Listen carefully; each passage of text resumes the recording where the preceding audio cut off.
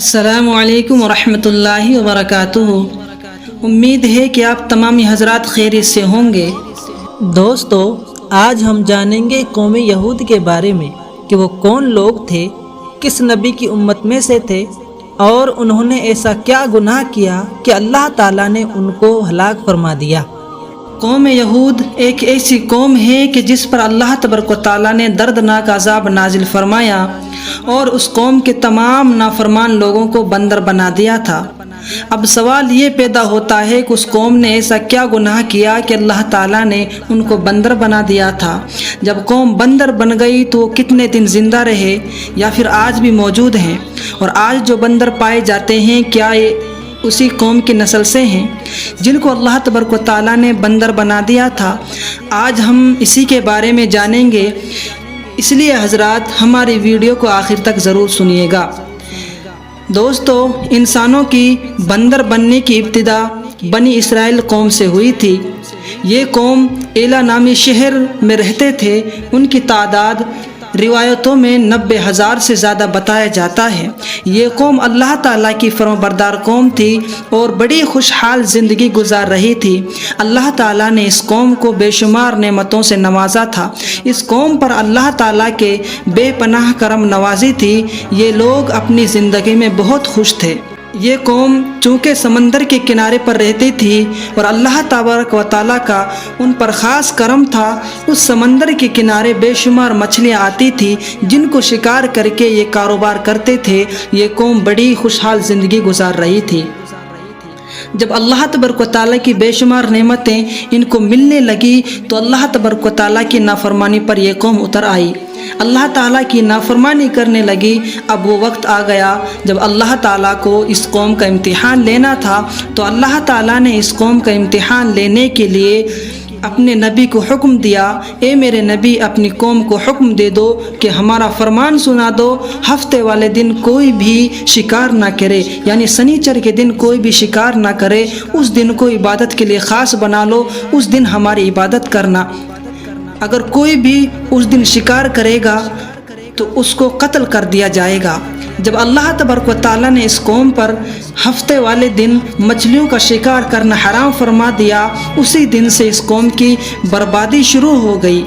اللہ کے نبی نے اپنی قوم کو بتایا کہ اللہ تعالیٰ نے ہفتے والے دن مچھلیوں کے شکار کرنے کو حرام فرما دیا ہے، تو یہ سن کر وہ قوم بہت پریشان ہو گئی اور اپنے سروں کو پیٹنے لگی، کیونکہ ہفتے کا دن وہ دن تھا جس میں مچھلیاں بہت زیادہ مقدار میں آتی تھی اور خود بخود کنارے پر آ جاتی تھی۔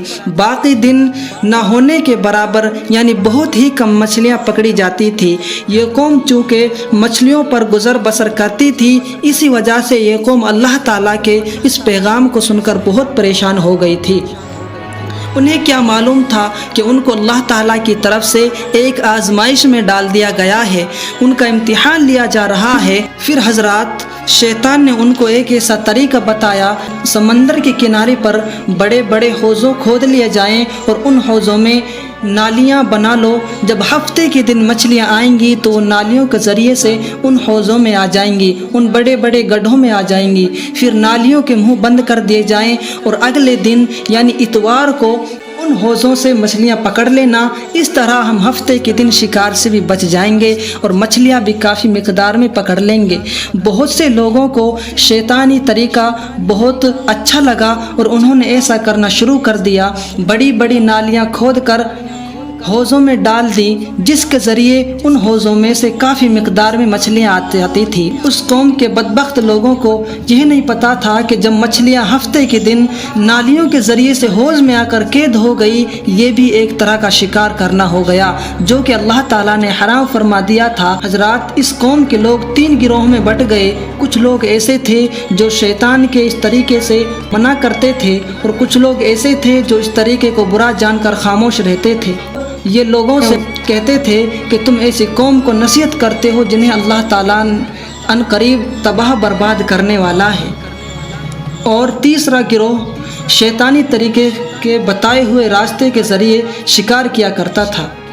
حضرات، یہ لوگ اللہ تعالیٰ کی کھلم کھلا نافرمانی کرنے لگے، ہفتے کے دن مچھلیاں شکار کرتے تھے اور کھایا کرتے تھے۔ حضرات، 40 یا 70 سال تک اسی طرح شکار کر کے مچھلیاں کھاتے رہے، اللہ تعالیٰ کی نافرمانی کرتے رہے۔ پھر حضرت داؤد علیہ السلام کو نبوت کے عہدے پر فائز کر دیا گیا۔ حضرت داؤد علیہ السلام ان میں تشریف لائے۔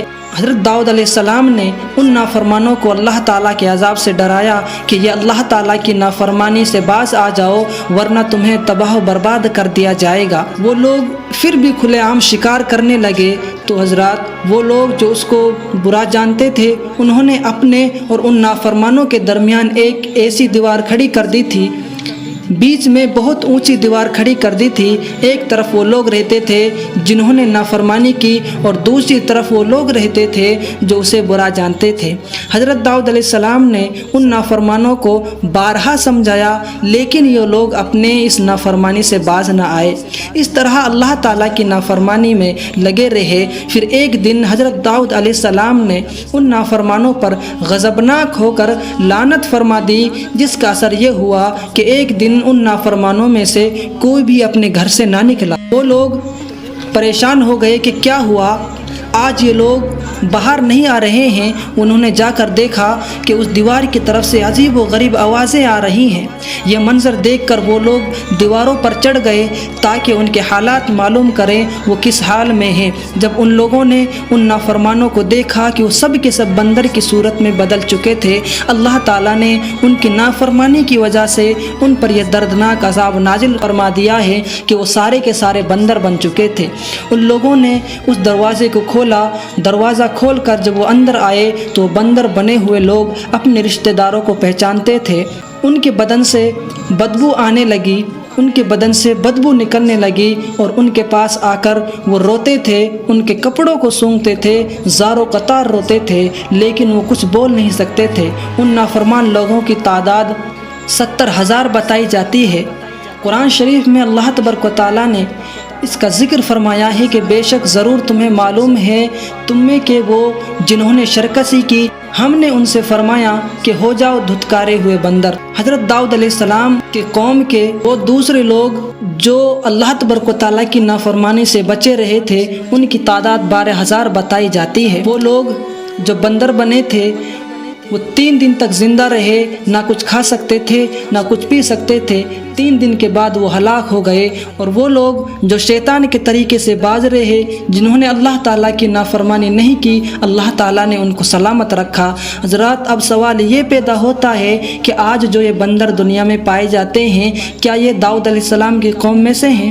تو اس کے متعلق حضور صلی اللہ تعالی وسلم کی بارگاہ میں سوال کیا گیا کہ آج کے بندر حضرت داؤد علیہ السلام کی قوم میں سے ہیں؟ تو پیارے آقا صلی اللہ تعالی وسلم نے ارشاد فرمایا، اللہ تبارک و تعالیٰ نے جس قوم پر عذاب بھیجا تھا، جن کی شکلوں کو مسخ کر دیا گیا تھا، وہ عذاب انہی پر ہوتا ہے جن پر یہ عذاب نازل ہوا تھا۔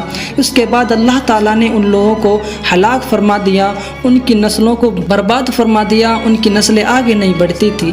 لیکن کچھ لوگ یہ سوچتے ہیں کہ آج بندروں میں حضرت داؤد علیہ السلام کے قوم کے بندر پائے جاتے ہیں، جو آج کے جو بندر ہیں یہ اسی قوم کے بندر ہیں۔ لیکن حضرات دراصل یہ بات غلط ہے، ایسا ہرگز نہیں ہے۔ وہ لوگ صرف اور صرف 3 دن زندہ رہے، اس کے بعد وہ ہلاک ہو گئے۔ اللہ تعالیٰ نے ان لوگوں کو صفائے ہستی سے مٹا دیا۔